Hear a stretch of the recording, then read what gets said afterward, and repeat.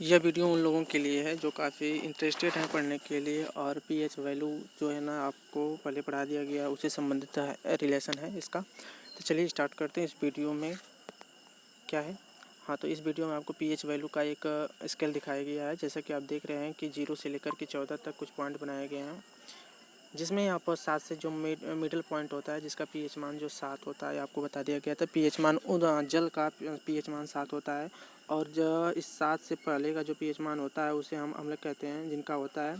और जो 7 से जिनका पीएच मान 14 की तरफ होता है उसे हम क्षार कहते हैं। तो कुछ ऐसे पदार्थ दिए गए हैं जिनके पीएच मानों की बात कर रहा है। तो यहाँ पर आपको दिख रहा है कि एक शुद्ध जल का जो पीएच मान होता है 7 होता है।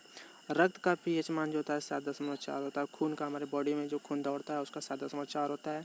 और मिल्क ऑफ मैग्नीशिया का पीएच मान जो होता है 7-10 होता है। ठीक है, मतलब ये मिल्क ऑफ मैग्नीशिया क्या होती है, क्षारीय होता है। और बात करें तो हम या ब्लड की, अपने ब्लड की बात करें तो ब्लड भी एक क्षारीय होता है, न कि अम्लीय होता है। सोडियम हाइड्रोक्साइड जो विलयन है लगभग, जिसका पीएच मान क्या होता है 14 होता है। सोडियम हाइड्रोक्साइड इसका फार्मूला होता है यानी वो है सोडियम हाइड्रोक्साइड का फार्मूला NaOH है, जिसका पीएच मान 14 है।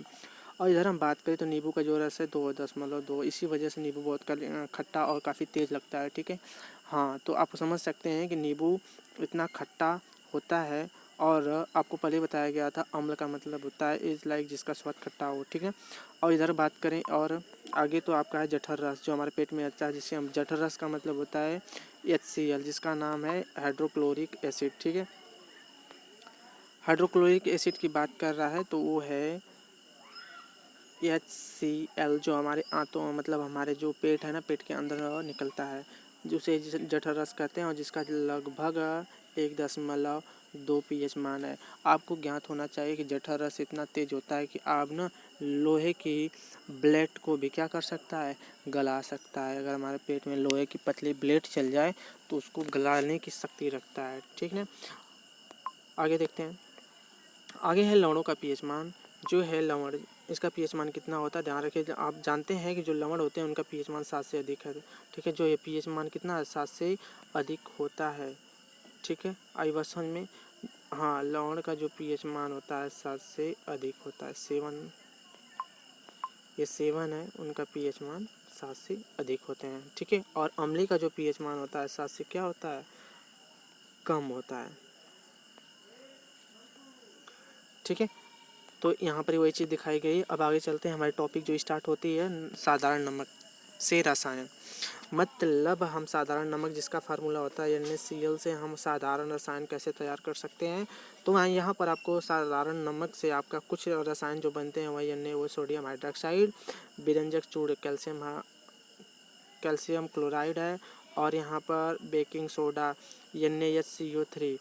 ठीक है, धोने वाला सोडा Na2CO3 10H2O, और यह plaster of Paris CaSO4 half 2H2O, यह प्लास्टर ऑफ पेरिस का फार्मूला है। जैसा कि आपको दिख रहा है ना, यहाँ पर सोडियम हाइड्रोक्साइड, विरंजक चूर्ण, बेकिंग सोडा और धोने वाला सोडा और प्लास्टर ऑफ पेरिस, मतलब हम NaCl की सहायता से हम क्या कर सकते हैं, बना सकते हैं।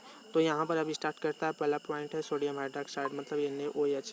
सोडियम हाइड्रोक्साइड क्या होता है देखते हैं। सोडियम क्लोराइड के जली विलयन से, मतलब सोडियम क्लोराइड मतलब NaCl, मतलब नमक की ही बात कर रहा है। अभी हमने बताया था कि सोडियम क्लोराइड मतलब NaCl के जली विलयन से विद्युत प्रवाहित करने पर क्या होता है कि सोडियम हाइड्रोक्साइड उत्पन्न होता है। इस प्रक्रिया में क्लोर क्षार प्रक्रिया कहते हैं। मतलब हम नमक को क्या करते हैं, यहाँ पर NaCl आपको दिख रहा है, इसमें पानी में हम विद्युत अपघटन करेंगे तो NaOH प्राप्त होता है, plus chlorine gas plus hydrogen gas. इन चीज़ों का क्या होता है, वियोजन होकर के यह अभिक्रिया बनती है। मतलब NaCl के मदद से हम पानी में अगर हम विद्युत अपघटन करेंगे तो क्या होता है, NaOH plus chlorine plus hydrogen gas उत्पन्न होती है। जैसा कि आपको दिखाई दे रहा है कि एनोड पर क्लोरीन गैस और कैथोड पर हाइड्रोजन, प्लस कैथोड के पास में NaOH विलयन बनता है। यह प्रक्रिया आपको क्रियाकलाप द्वारा समझाई जाएगी क्लास में। ठीक है, हम क्या करते हैं, सोडियम हाइड्रोक्साइड का उपयोग कहाँ करते हैं, तो ये हाइड्रोजन का जो हाइड्रोजन दिख रहा है ना, ईंधन मार्गरीन में किया जाता है। क्लोरीन का जो उपयोग किया जाता है जल की स्वच्छता के लिए। आप के पास जो फिल्टर का पानी आता है, फिल्टर का पानी क्या होता है ना, उसके अंदर अगर हम बैक्टीरिया नहीं होती, या तो ज्ञात होगा क्यों नहीं होती है, क्योंकि वो फिल्टराइजेशन के बाद आता है उसके अंदर कुछ केमिकल मिलाए जाते हैं उसको बैक्टीरिया को मारने के लिए। तो यह जो क्लोरीन गैस है, क्लोरीन गैस भी एक काम करती है बैक्टीरिया को मारने के लिए, मतलब पानी को शुद्ध बनाने के लिए। पीवीसी में और सीएफसी में काम किया जाता है। अगला है HCl, मतलब इस्पात की सफाई और औषधियों के लिए उपयोग किया जाता है। अगला है NaOH।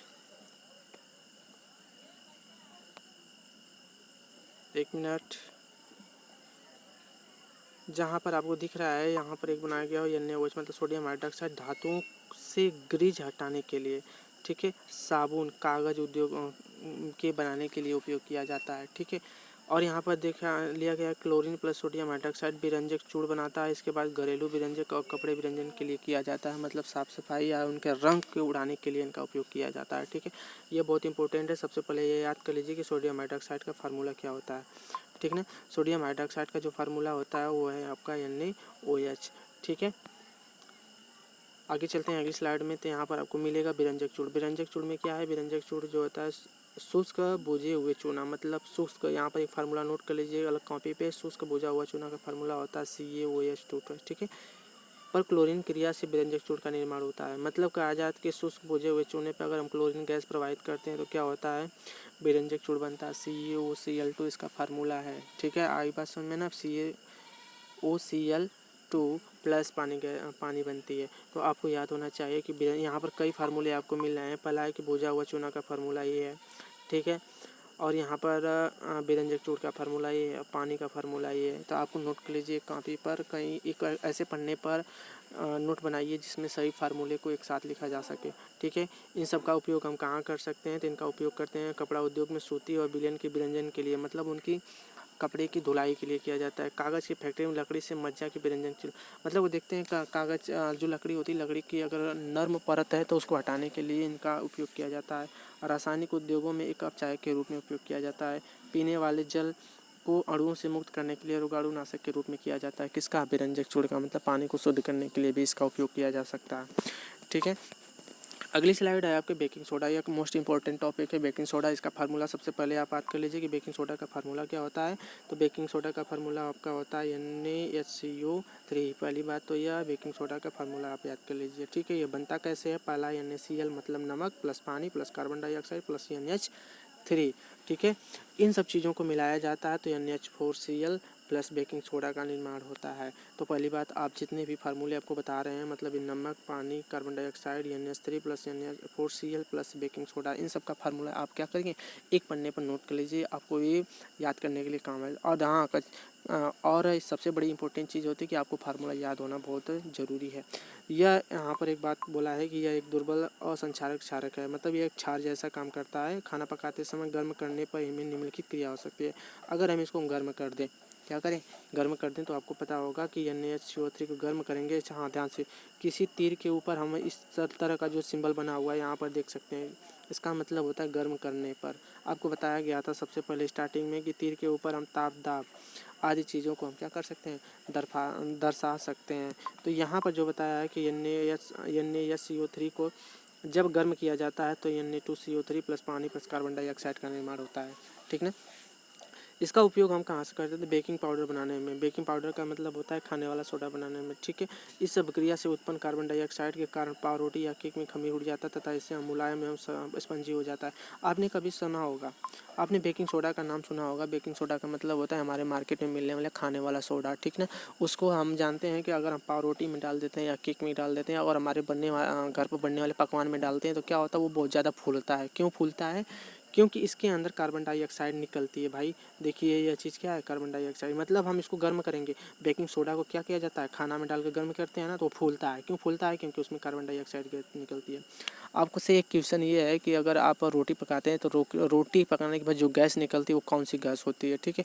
आप इसका जवाब दीजिए हमारे कमेंट बॉक्स में। तो चलिए स्टार्ट करते हैं। अगला है क्या आता है, यह एंटीसेप्टिक का एक संगठन है, मतलब हम इसे कीटाणुनाशक का भी उपयोग कर सकते हैं, मतलब दवा के लिए भी काम किया जा सकता है। इसका उपयोग सोडा, अम्ल, अग्निशामक में भी किया जाता है। अग्निशामक का मतलब होता है आग बुझाने के लिए जो सिलेंडर उपयोग किए जाते हैं ना। कभी आप देखते हैं कि पेट्रोल पंप है या फिर बहुत बड़े किसी उद्योग में या फिर स्कूल में भी आपका अग्निशामक मतलब वो आग बुझाने के लिए सिलेंडर, उसका उपयोग किया जाते हैं, उसमें इसका उपयोग किया जाता है। अगला पॉइंट है धोने वाला सोडा, यह मोस्ट इंपॉर्टेंट है। धोने वाले सोडा का पहले सबसे पहले आप फार्मूला नोट कर लीजिए और याद कर लीजिए कि धोने वाले सोडा का कौन सा फार्मूला कैसे क्या होता है, ठीक है। और सोडियम बाइकार्बोनेट, इसका नाम क्या होता है, सोडियम कार्बोनेट, ठीक ना। सोडियम कार्बोनेट के पुनः क्रिस्टलीकरण से धोने का सोडियम प्राप्त होता है, मतलब सोडियम कार्बोनेट Na2CO3 प्लस हम पानी से रिएक्शन कराएंगे तो आपको यह वाला फार्मूला प्राप्त होता है। इसी फार्मूला का नाम है सोडियम कार्बोनेट, ठीक है, मतलब धोने का सोडा। आज जानते हैं धोने के सोडे का कहाँ उपयोग किया जा सकता है। हाँ, क्लास 10th वाले इतना ध्यान रखें कि बोर्ड के एग्जाम में इन जितने भी फार्मूले दिए गए हैं इसमें से 2 फार्मूले आपको पक्का आएंगे, 100% श्योर है, आप इसको नोट कर लेंगे, ठीक है, क्योंकि यह चीज़ बार बार नहीं पढ़ाई जाएगी। और हाँ, तो जानते हैं कि अगर क्लास चलेगी तो अच्छी तरह से पढ़ सकते हैं, बट अगर आप पहले से याद रखेंगे तो आपको ज़्यादा समझ में आएगा।